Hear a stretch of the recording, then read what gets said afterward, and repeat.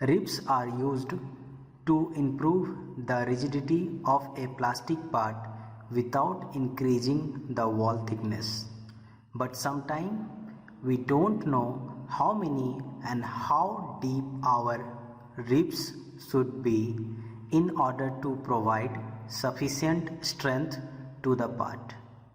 In this video, I will show how you can design a part having less thickness using a rib which is having the same strength as compared to the solid thick part. So without any further delay, let us get started. So we are going to use this document for calculating the thickness and the depth of the ribs that we are going to apply in our part. This is the graph that we will be using for doing all the calculation work. I will upload this document in the description of this video. You can download it from here. So now here we will consider a case that we want to design a crossed ribbed plate with 2.5 mm wall thickness denoted as TB that will be same as stiff as a solid plate of 5 mm thick, which is denoted by TA. So here we are trying to design a plate which will be having a same strength as compared to the 5 mm thick plate using ribs option. So to find out the thickness of this thin section, what we need to do is we need to find out the ratio of TB to TA. So TB is already 2.5 mm and TA is 5 mm. So if we will take the ratio, it will come around 0.5. So now what we can do, using this value 0.5, we will see where we can find the value 0.5 here. This is the 0.5 and we need to go on the right hand side of this corresponding value. So here we have corresponding value is 1.75. If you see in this image, 0.5 is corresponding to 1.75. So now what is this 1.75? 1.75 is nothing but capital T by small ta value. So this is the ratio capital T divided by small ta, that is 1.75. Since we already know the value of Ta, which is 5 mm, so if we will substitute the value of Ta here, we will get the thickness 1.75 into 5, which is 8.75. So this is the depth value of the rib, and to calculate number of ribs, what we need to do is we need to again see the graphs.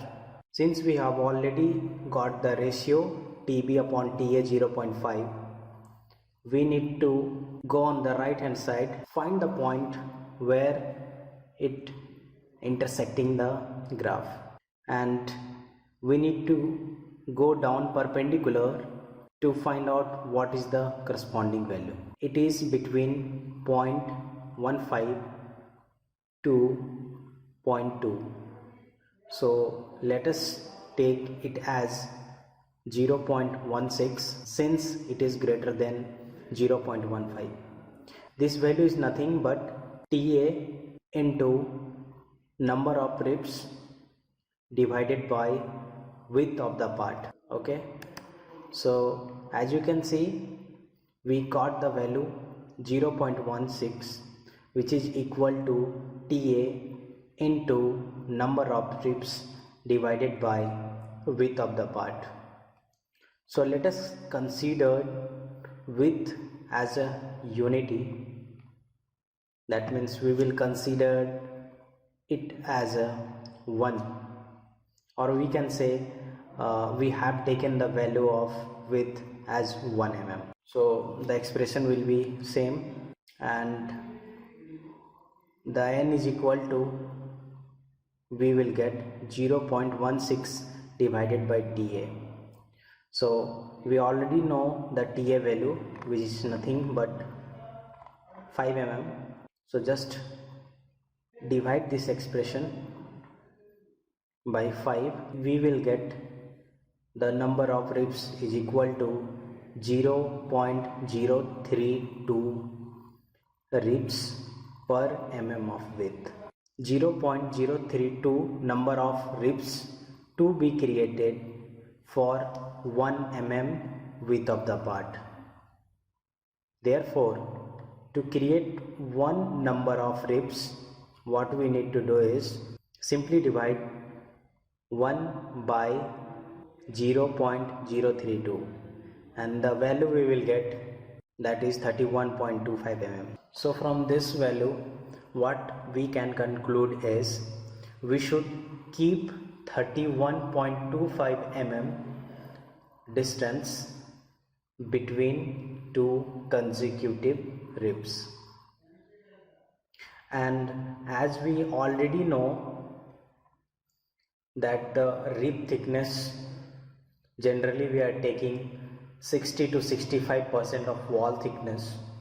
So if we consider a rib thickness as 65% of the wall thickness, then the rib spacing becomes 65% of this 31.25 mm, which is around 20 mm.